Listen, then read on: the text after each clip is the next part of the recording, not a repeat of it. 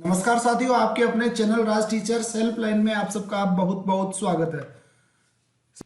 साथियों, आज की इस वीडियो में हम आरजीएचएस कार्ड में नया सदस्य ऐड करने की पूरी प्रोसेस के बारे में जानेंगे। तो चलिए शुरू करते हैं आज का वीडियो।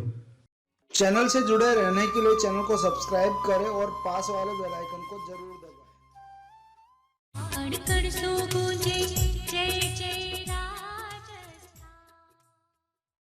साथ ही वीडियो शुरू करने से पहले मेरी आपसे रिक्वेस्ट है कि अगर अभी तक आपने हमारे चैनल को सब्सक्राइब नहीं किया है तो चैनल को सब्सक्राइब जरूर कर ले और बेल आइकन को दबाकर नोटिफिकेशन भी ऑन कर ले, ताकि हमारे आगे आने वाली वीडियोस की जानकारी आपको सबसे पहले मिल सके। तो चलिए वीडियो में आगे बढ़ते हैं।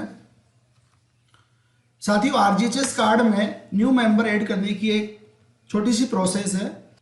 इसके तहत जिस सदस्य को आपको अपने आरजीएचएस कार्ड में ऐड करना है उसे सबसे पहले अपने जनाधार कार्ड में ऐड या ट्रांसफर करना होगा और उसके बाद उस सदस्य की जानकारी को अपने आरजीएचएस कार्ड में अपडेट करना होगा। इन दोनों प्रोसेस को फॉलो करते हुए आप अपने आरजीएचएस कार्ड में किसी न्यू मेंबर को ऐड कर पाएंगे। तो आइए सबसे पहले हम जनाधार कार्ड में अपने मेंबर को ऐड करने की प्रोसेस देख लेते हैं और उसके बाद हम देखेंगे आरजीएचएस कार्ड में उस सदस्य को अपडेट करने की प्रोसेस। साथियों, अपने जनाधार कार्ड में दूसरे जनाधार कार्ड से कोई भी मेंबर को ट्रांसफर करने के लिए हमें सबसे पहले एसएसओ आईडी पर चलना होगा और उसके बाद में जनाधार में मेंबर को ट्रांसफर करना होगा। तो चलिए एसएसओ आईडी पर चलते हैं। तो साथियों, हम एसएसओ की वेबसाइट पर आ गए हैं। अब अपने जनाधार में दूसरे जनाधार से कोई मेंबर ट्रांसफर करना है तो इसके लिए हम यहाँ एसएसओ पर लॉगिन कर लेंगे। तो चलिए हम अपने एम्प्लॉय आईडी और पासवर्ड की मदद से एसएसओ पर लॉगिन कर लेते हैं। लॉगिन करने के बाद में आपके सामने इस प्रकार की स्क्रीन दिखाई पड़ेगी। यहाँ पर लेफ्ट साइड में एक ऑप्शन मिलेगा सिटीजन एप्स का, यहाँ पर आपको क्लिक करना है। अब आपको यहाँ पर जनाधार का ऐप मिल जाएगा। अगर ये ऐप नहीं मिलता है तो अदर एप्स में आकर आप इसे सर्च कर लें और उसके बाद में इस पर क्लिक कर दें। इसके बाद जैसे आप जनाधार ऐप पर क्लिक करते हैं, एक एनरोलमेंट वाला ऑप्शन मिलेगा, इस पर क्लिक कर दें। अब यहाँ पर बहुत सारे ऑप्शंस आपको दिखाई पड़ेंगे। इनमें लास्ट वाला एक ऑप्शन है सिटीजन फैमिली ई-केवाईसी। तो साथियों, यहाँ पे मैं आपको बताना चाहूँगा कि अगर अभी तक आपने अपने जनाधार में पूरी फैमिली की ई-केवाईसी नहीं करी है तो वो सबसे पहले कंप्लीट करें और ये प्रोसेस आपको दोनों जनाधार में कंप्लीट करनी होगी। एक वह जनाधार जिसमें आप मेंबर ऐड करना चाह रहे हैं या ट्रांसफर करना चाह रहे हैं और दूसरा जनाधार वो जिससे आप अपने खुद के जनाधार में मेंबर को ट्रांसफर करें। तो दोनों जनाधार की आपको फैमिली ई-केवाईसी करनी पड़ेगी। ये कंप्लीट करने के बाद में ही अगली प्रोसेस आपको करनी होगी सिटीजन ट्रांसफर फैमिली का। तो इस पर आप क्लिक कर देंगे। जैसे आप क्लिक करेंगे यहाँ पर आपको रसीद संख्या या जनाधार संख्या डालने का ऑप्शन मिल रहा है। यहाँ आप जनाधार नंबर भी डाल सकते हैं या रसीद संख्या भी डाल सकते हैं। तो यहाँ पे देखिए एक मैसेज शो हो रहा है, जिस परिवार से स्थानांतरण होना है उसकी आपको यहाँ पर रसीद संख्या डालनी होगी या फिर जनाधार नंबर डालना होगा। तो साथियों, हमने यहाँ पर अपनी रसीद संख्या डाल दी है जिस जनाधार से ट्रांसफर होना है मेंबर को। तो यहाँ पर यह रसीद संख्या डाल देने के बाद आप यहाँ खोजे बटन पर क्लिक करें। यहाँ पर आप जनाधार नंबर भी डाल सकते हैं। मैंने रसीद संख्या डाली है। चलिए खोजे बटन पर क्लिक करते हैं। इसके बाद यहाँ पर एक ऑप्शन मिलेगा, यहाँ पर एग्री पर क्लिक करके ओके करें।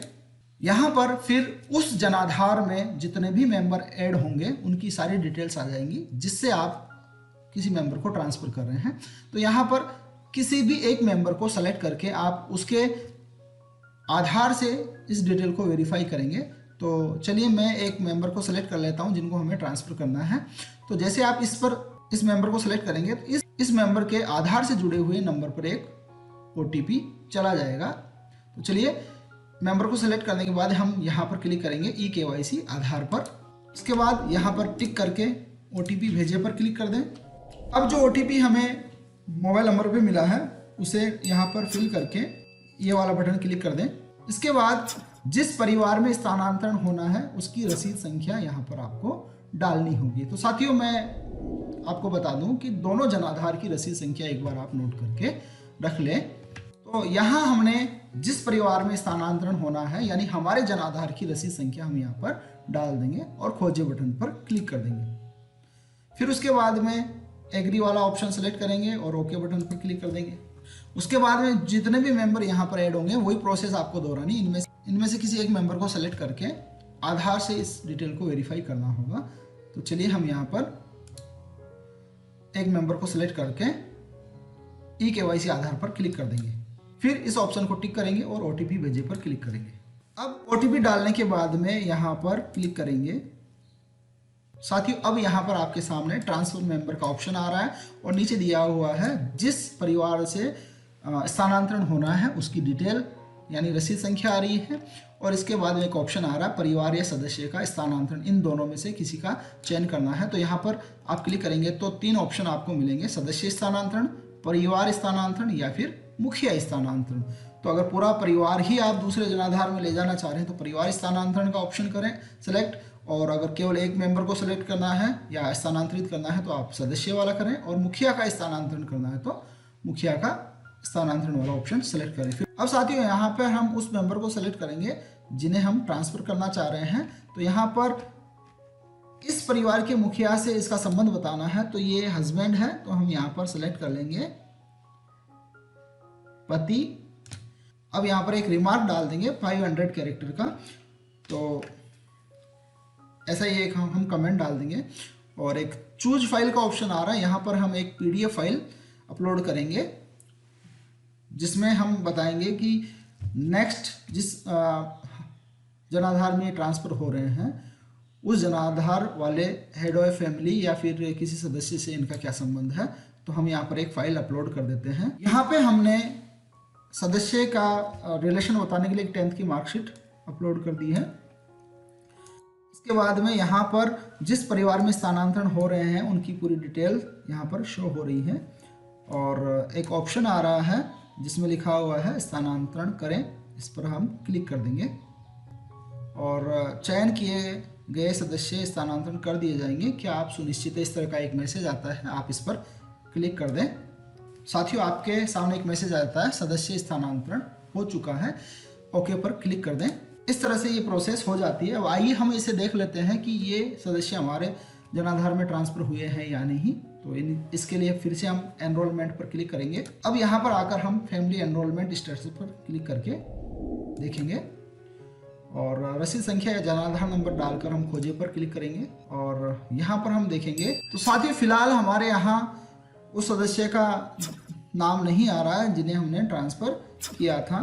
कुछ एक दिन बाद में वो हमारे जनाधार में शो होने लगेंगे। तो साथियों 2 दिन बाद आकर हम फिर से चेक करेंगे कि हमारे जनाधार में जो मेंबर ट्रांसफ़र किया था वो ट्रांसफ़र हुए हैं या नहीं। तो चलिए 2 दिन बाद चेक करते हैं। साथियों 15 तारीख को सुबह 9:30 बजे के लगभग हमने हमारे जनाधार में दूसरे जनाधार से एक मेंबर को ट्रांसफ़र किया था। उस समय हमने देखा था कि वो मेंबर हमारे जनाधार में शो नहीं हो रहे थे। तो आज पूरे 2 दिन हो गए हैं, आज हम चेक करेंगे कि क्या वो हमारे जनाधार में शो हो रहे हैं या नहीं। तो चलिए इसके लिए हम जनाधार ऐप खोल लेते हैं। इसके बाद यहाँ एनरोलमेंट वाले ऑप्शन पर क्लिक करेंगे। उसके बाद यहाँ फैमिली एनरोलमेंट स्टेटस पर आकर क्लिक करेंगे। अब रसीद संख्या बाय डिफॉल्ट आ रही है इसलिए खोजे पर क्लिक करेंगे। तो साथियों देखिए यहाँ पर हमारे टोटल 5 मेंबर हो चुके हैं। पहले हमारे पास 4 मेंबर थे और इस मेंबर को हमने यहाँ पर ऐड किया था जो कि अब इस जनाधार में ऐड हो चुके हैं। इनके बारे में पूरी डिटेल जानकारी के लिए आप यहाँ देखिए बटन पर क्लिक करके भी देख सकते हैं। तो इनकी पूरी डिटेल आ जाती है, ये क्या है, क्या डिटेल है इनकी। तो साथियों दूसरे जनाधार से हमारे जनाधार में मेंबर ट्रांसफर करने की प्रोसेस पूरी हो चुकी है। इस प्रोसेस की मदद से आप भी अपने जनाधार में दूसरे जनाधार से कोई मेंबर ट्रांसफर कर सकते हैं। तो साथियों अब तक की प्रोसेस में हमने देखा कि दूसरे जनाधार से अपने जनाधार में किस तरह से हम मेंबर को ऐड कर सकते हैं। अब जो मेंबर हमने अपने जनाधार में ऐड किया था उसे हमें अपने RGHS कार्ड में भी ऐड करना होगा। तो इसके लिए हम यहाँ गवर्नमेंट ऐप्स में आकर RGHS वाले ऐप पर क्लिक करेंगे और यहाँ जो फर्स्ट ऑप्शन हमें दिखाई पड़ रहा है बेनिफिशियरी मॉड्यूल, इस पर हम क्लिक करेंगे।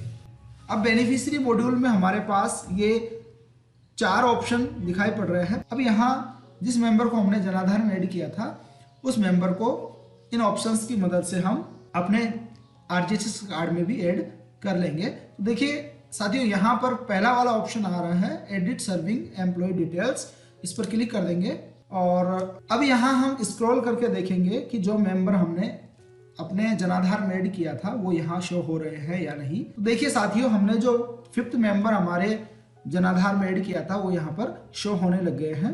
अब यहाँ से हम एम्प्लॉय के साथ उसका रिलेशन एडिट करेंगे। तो यहाँ हमारे केस में ये फादर है, वो हम फादर सेलेक्ट कर लेंगे। रिलेशन ऐड करने के बाद यहाँ लास्ट में आपको इनकम में आकर इनकी इनकम को भी एडिट कर देना है।